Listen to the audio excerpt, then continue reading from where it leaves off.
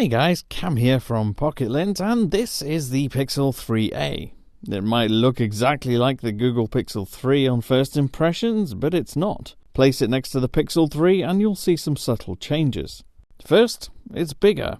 Second, it's not made from glass. It's got a plastic chassis and frame. That means it doesn't feel quite as premium or solid in the hand, but it does make it easier not to be so precious about it when using it day to day. Now, buttons are all in the same place, and it even has the same squeezy edges for activating Google Assistant. Check the bottom edge and you'll notice there are grills on either side of the Type-C port. And that means, despite having a chunkier bottom bezel beneath the screen, it doesn't have those stereo front-firing speakers like the more expensive model. It also can't charge wirelessly like the Pixel 3 can, so you can't use the Pixel stand. Internal specs are different too. Being a lower-cost model, Google went with the Snapdragon 670 processor, so you might notice that some games have a tiny amount of frame dropping or lag compared to the more expensive model, but there's really not a lot in it. General user interface animations seem smooth and effortless, and that's because Google has used its AI know-how to alleviate the effect of having a less powerful processor.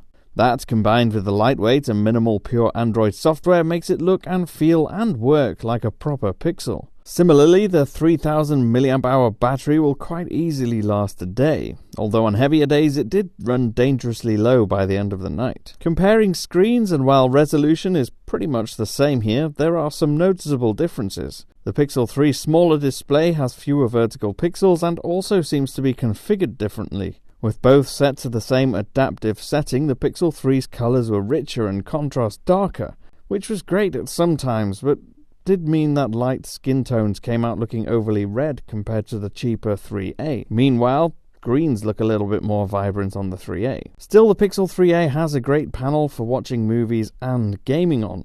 If you didn't put them next to each other, you really wouldn't notice these differences, and in fact the 3a's panel is pretty good. It's definitely good enough for binge-watching Netflix shows on. As for the camera, the theory here is that using the same hardware and algorithms should mean you get the same results.